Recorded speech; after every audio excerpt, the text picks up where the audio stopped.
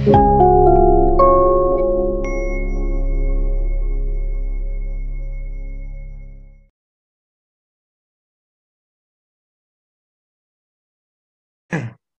kesempatan kali ini, alhamdulillah kita bertemu kembali di mata kuliah kita, Agama dan Politik. Ini eh, kita akan membahas topik yang saya kira sudah akan memasuki topik yang inti dari mata kuliah kita, Agama dan Politik ya. Oke.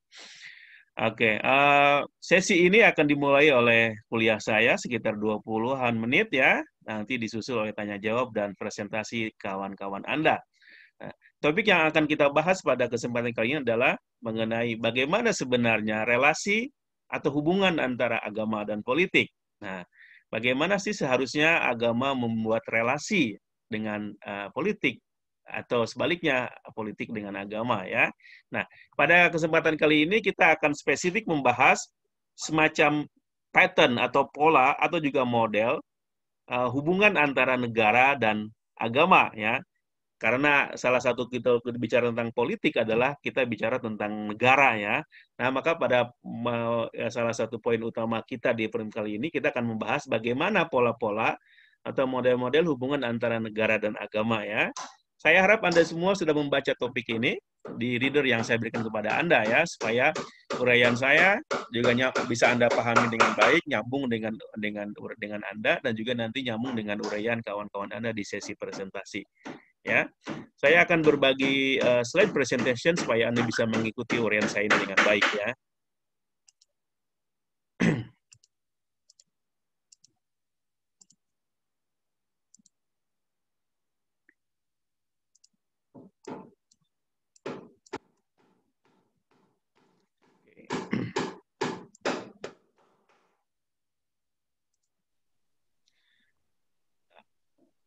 Pada kesempatan kali ini kita akan membahas model-model relasi agama dan negara ya. Oke. Ini spesifik mulai membahas tentang mata kuliah kita agama dan politik di pertemuan kita. Kalau secara pertemuan mungkin pertemuan kelima, tapi secara bahasan topik yang keempat ya. Oke. Nah, saya ingin mulai dengan ini sebuah pernyataan begini. Salah satu pertanyaan yang menjadi yang berada dalam benak orang banyak dari dulu sampai sekarang adalah persoalan bagaimana seharusnya hubungan agama dan negara. Nah, ini disebut dengan perennial question. Pertanyaan yang perennial, yang dari dulu sampai sekarang ada, dan mungkin juga akan ada dari sekarang sampai nanti. Tak henti-hentinya dibicarakan oleh orang, ya, baik agama, baik tokoh agama, baik tokoh politik, atau ilmuwan, atau orang awam. Yaitu persoalan bagaimana hubungan agama dan negara. Nah, maka disebut dengan the perennial question of legal and political philosophy. Jadi salah satu pertanyaan abadi tanda petik ya yang dari dulu sampai sekarang bukan ke depan selalu ditanyakan orang adalah mengenai bagaimana hubungan antara agama dan negara. Khususnya dalam isu atau berkaitan dengan filsafat politik ya atau juga filsafat hukum ya. How the state should relate to religion. Nah, Inggrisnya begitu ya. Bagaimana seharusnya agama itu bagaimana seharusnya negara itu membangun hubungan dengan agama atau sebaliknya bagaimana seharusnya agama itu membangun hubungan dengan negara. Oke, how the state should relate to religion. Nah, ini adalah pertanyaan dari apa sampai sekarang yang kita bahas pada kesempatan kali ini ya. Oke. Untuk menjawab pertanyaan perennial tadi, pertanyaan abadi tadi, saya akan mengembangkan model-model yang sejauh ini ada tentang hubungan antara agama dan negara atau antar hubungan negara dan agama ya, agama dan negara. Setidaknya dalam bacaan saya ada 5 model atau pola hubungan antara negara dan agama. Nah, ini secara umum akan saya sampaikan kepada Anda. Yang pertama adalah model itu berbentuk the atheist state. Nah, dalam bahasa Indonesia negara ateis. Yang kedua, the theocratic state. The theocratic state. Theocratic state ya, bukan state. State. Negara teokratik. Yang ketiga, the state with an official state church. Nah, yaitu negara dengan agama resmi. Ini model yang ketiga. Yang keempat adalah model the multiculturalist state, negara multikultural. Yang terakhir yaitu the agnostic atau secular state, negara agnostik atau negara sekuler. Ini adalah gambaran besar mengenai 5 model atau pola hubungan antara negara dan agama yang akan saya bahas di slide berikutnya satu persatu ya. Oke. Yang pertama, model yang pertama, hubungan antara negara dan agama disebut dengan atheist state, negara ateis. Nah, bagaimana? Nah, salah satu bentuk pola atau model hubungan antara negara dan agama itu terbentuk dalam sebuah negara yang disebut negara ateis. The atheist state. Nah, supaya Anda bisa memahaminya, kita mulai dengan apa itu ateism. Ateism. Anda mungkin sering mendengar kata ateisme ya. Orangnya sebut ateis. Nah, ateism itu atau dalam bahasa Indonesia menjadi ateisme itu berasal dari dua kata. Artinya tidak atau bukan atau non. Theism. Theism itu adalah paham tentang adanya Tuhan ya. Jadi atheism adalah paham penolakan atas paham adanya theism atau penolakan terhadap adanya Tuhan sebagai penguasa pencipta alam raya ini ya. Nah, theism adalah kepercayaan akan adanya Tuhan dengan segala sifatnya. Nah, kalau atheism berarti penolakan, paham yang menolak adanya percayaan akan adanya Tuhan yang menguasai bumi ini, yang menciptakan alam ini, dan dengan segala sifat-sifatnya ya.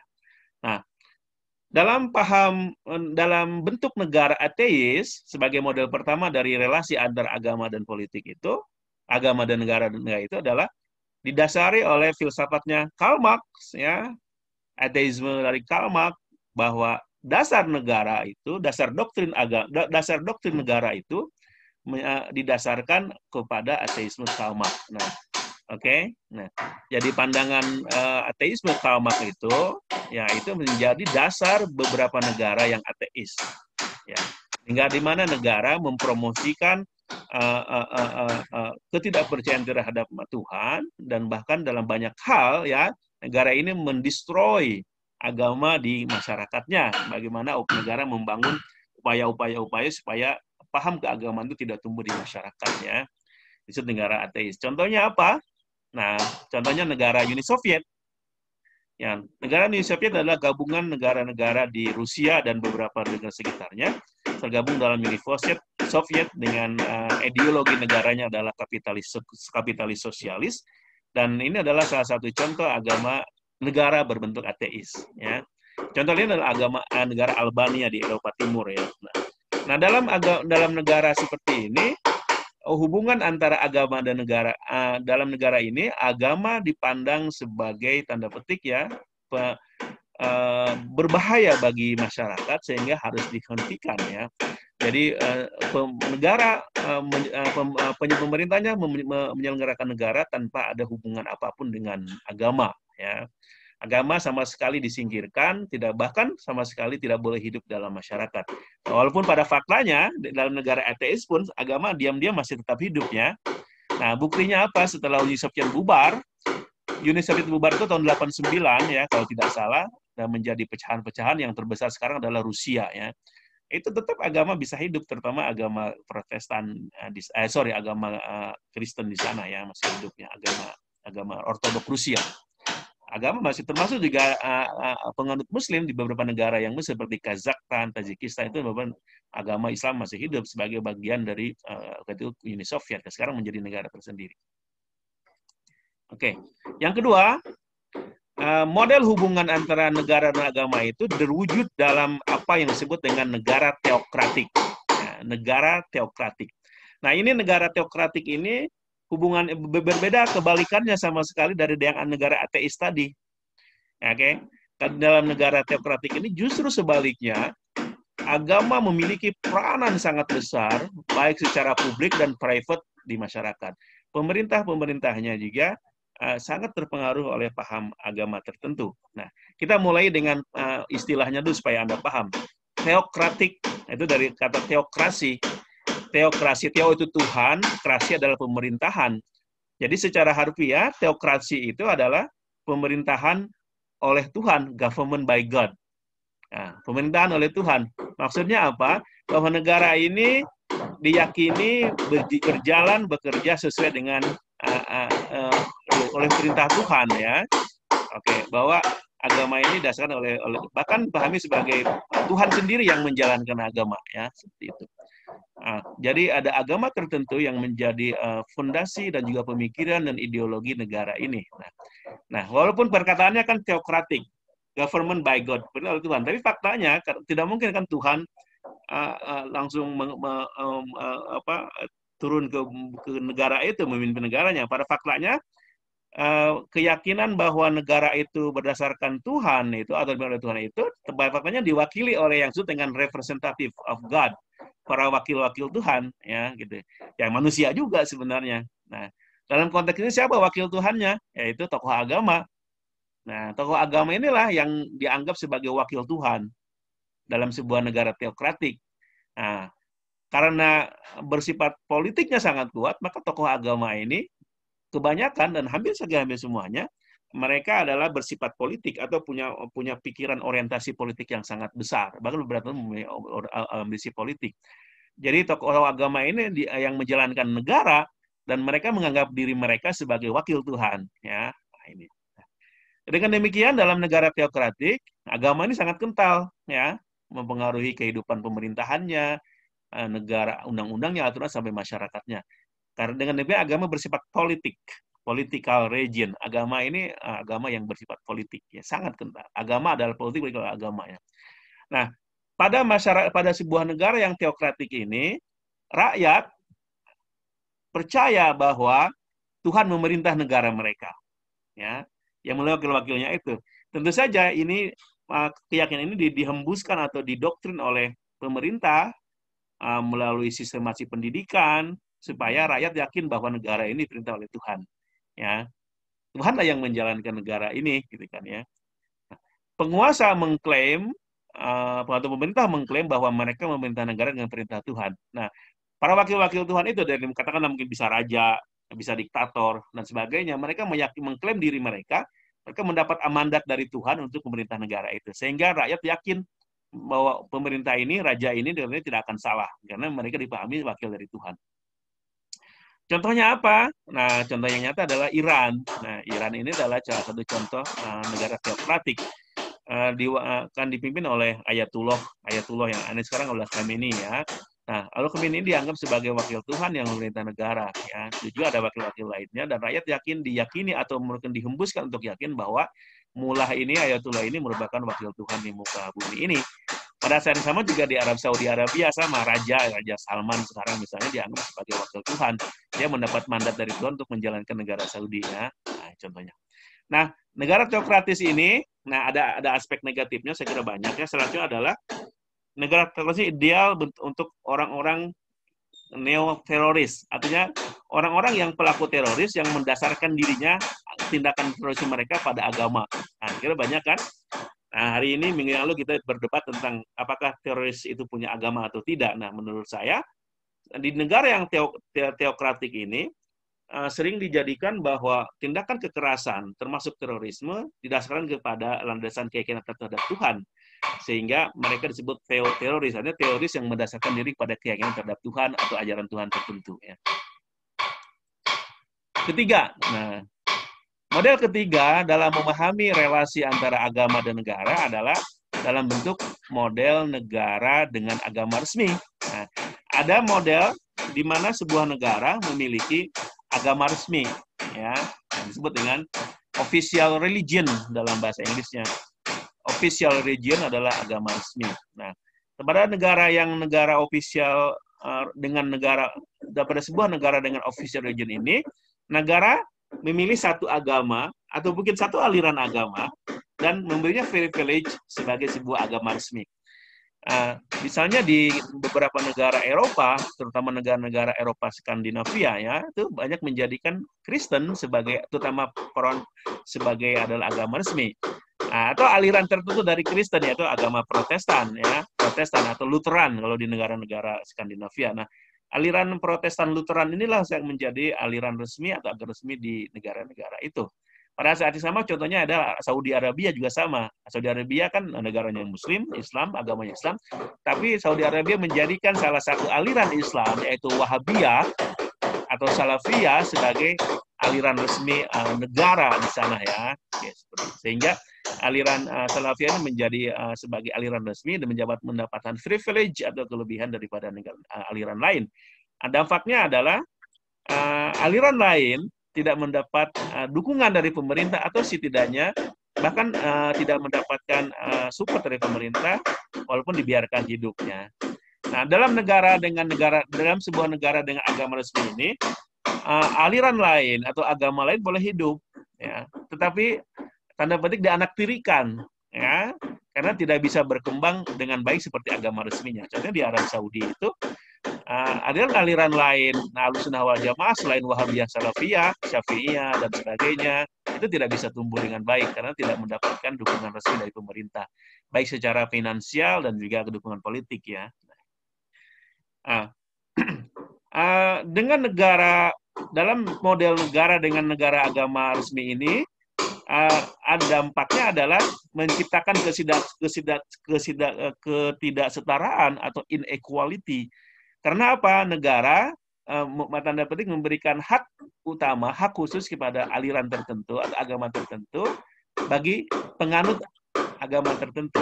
Akibatnya warga yang penganut agama resmi itu mendapatkan privilege ya dibanding yang tidak menganut agama itu. Misalnya kalau di Saudi misalnya para penganut Wahabiyah Salafiyah tentu warga yang menganut Wahabiyah Salafiyah mendapat privilege dari negara karena mereka menganut agama resmi. Nah, warga lain yang tidak menganut Wahabiyah Salafiyah, mereka tentu agak kesulitan untuk menjalankan agama-agama keyakinan mereka ya. Mungkin dilaksanakan secara private tapi tidak secara terbuka. Ada semacam inequality dalam hal perlakuan terhadap negara, terhadap agama atau aliran yang tidak resmi diakui oleh negara.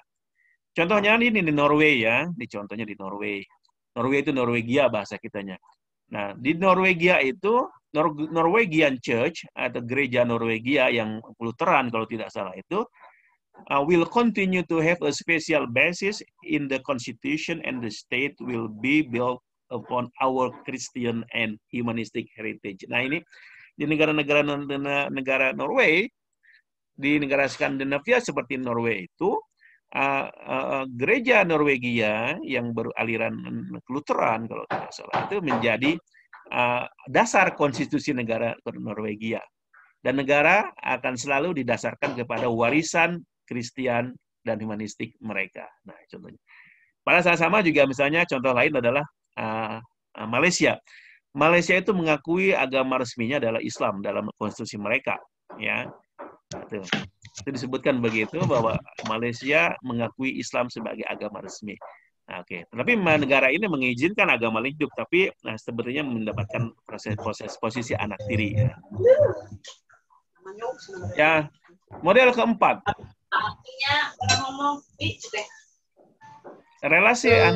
Model keempat dari relasi antara agama dan negara bisa dilihat dalam bentuk negara yang keempat, yaitu negara multiculturalist state, negara multikultural. Ya.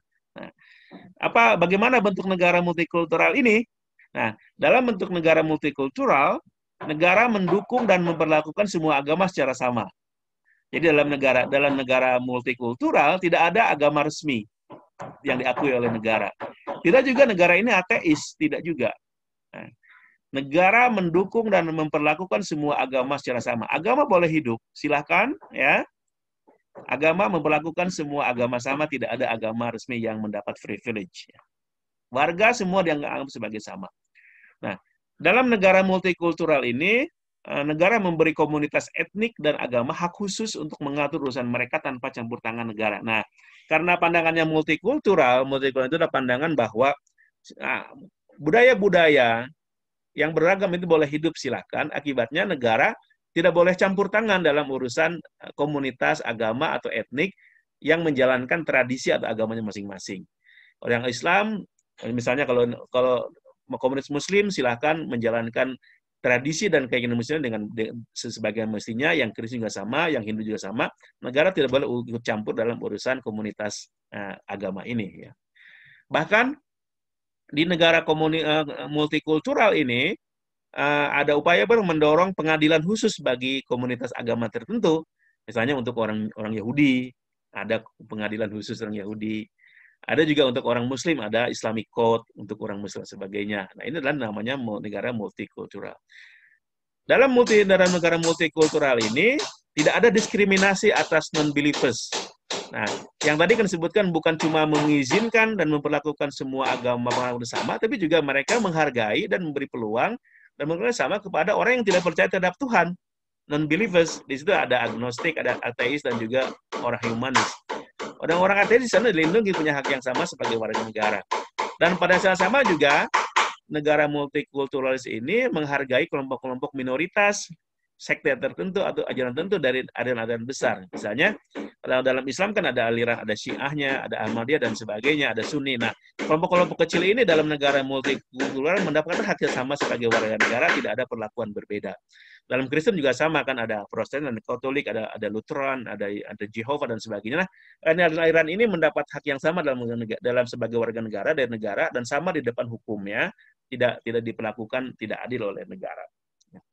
Tetapi ada sisi negatif dari negara multikulturalis ini, yaitu karena membiarkan menghargai berbagai budaya, berbagai kultur sebagai agama dan sebagai bagi sebuah masyarakatnya, maka ada kecenderungan juga membiarkan atau memberikan respect terhadap sesuatu yang tidak respectful. Nah, respect for the disrespectful artinya menghormati sesuatu yang tidak terhormat. Nah, mungkin dalam masyarakat, dalam kelompok tertentu itu kan ada kebiasaan-kebiasaan yang tidak terhormat, kebiasaan buruk. Nah, karena itu dalam merupakan tradisi tertentu dari sebuah masyarakat atau kelompok, maka negara cenderung tidak ikut campur, walaupun sebenarnya tradisi itu adalah buruk. Nah, atau tindakan toleran to the intoleran, memberikan toleransi kepada orang yang tidak toleransi, dengan alasan itu adalah kebiasaan kelompok agama tertentu. Nah, ini adalah salah satu kekurangan dari negara multikultural.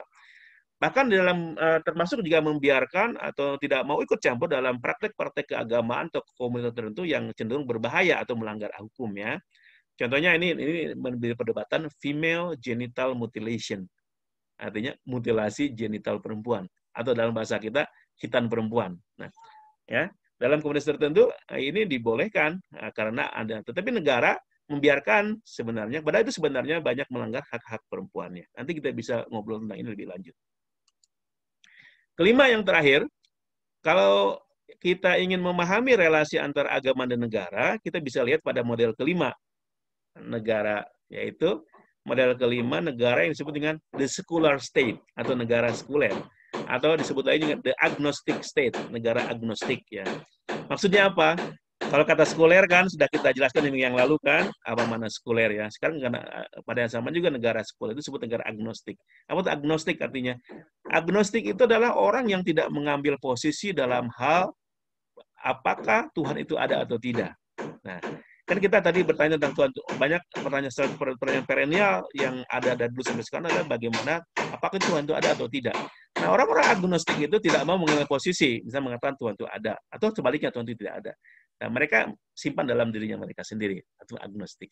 Nah, dalam negara sekuler atau agnostik ini, negara tidak membeda-bedakan warganya berdasarkan keyakinan. Apapun keyakinannya, silakan berkeyakinannya. Tetapi pada saat yang sama juga negara tidak menyerang atau melarang keyakinan warga negara, tapi juga tidak mendukung agama. Nah, jadi dalam konteks negara sekuler atau agnostik ini, negara tidak melarang atau menyerang agama atau agama, tapi pada saat yang juga tidak mendukung atau memberikan legitimasi terhadap agama, apapun agamanya. Jadi pemerintahan negara ini bebas dari kaitannya dengan agama. Tapi warga silakan beragama, tapi negara tidak mungkin memberikan dukungan kepada salah satu agama atau kelompok tertentu. Oke, ini adalah negara sekuler. Pemerintahan harus bebas, urusan publik, pemerintah harus bebas dari urusan agama. Urusan agama, urusan pribadi, dan negara memberikan hak warga untuk beragama. Nah, negara memberikan kebebasan ibadah bagi semua warga. Tapi negara tidak memberikan dukungan pada suatu ibadah tertentu, sebuah agama. Nah, di sini dalam negara model seperti ini, mereka memegang prinsip pemerintahan resminya adalah political agnosticism atau secularism. Nah, dalam negara seperti ini, Prinsipnya, prinsip pemerintahannya begini, adalah political agnosticism atau sekularisme, yaitu prinsip pemerintahan mereka adalah sekularisme, pemisahan antara agama dan negara, pemisahan antara gereja dan agama, atau agnostisisme politik. Nah, dengan demikian dalam negara sekuler ini, negara agnostik ini, terjadi pemisahan total antara agama dan negara. Dalam konteks negara barat, church and state. Church atau gereja tidak boleh terlibat urusan negara. Sama sekali. Pada saat sama juga, negara tidak boleh ngurusi masalah gereja atau agama secara umum. Ya. Nggak boleh. Dua-duanya separate, terpisah. Dengan demikian, negara ateis ini, negara sekuler ini, religiously neutral. Religiously neutral. Netral secara keagamaan. Ya. Ini adalah negara sekuler. Dengan demikian, karena negara harus netral dalam hal agama, maka pegawai pemerintah atau PNS di negara kita tidak boleh menampakkan keyakinan agamanya di depan publik. Karena kan PNS itu, pegawai pemerintah adalah digaji oleh negara dengan pajak dari rakyat. Mereka harus berdiri dan melayani semua agama, semua keyakinan, semua kelompok. Karena itu, mereka tidak boleh menampakkan kecenderungan mereka sebuah agama atau keyakinan. Karena mereka harus melayani semua bangsa, semua agama, semua makhluk dan sebagainya. Maka di contoh dalam negara seperti ini, pegawai negeri harus simpan keyakinan mereka dan diri mereka. Tidak boleh ditampakkan ketika melayani masyarakat. Nah, dampak lainnya adalah kalangan religius simbol di sekolah. Nah, karena sekolah itu adalah milik umum, biaya oleh pajak negara dari rakyat, maka sekolah harus bebas dari urusan simbol-simbol keagamaan. Tidak boleh ada salib di sekolah.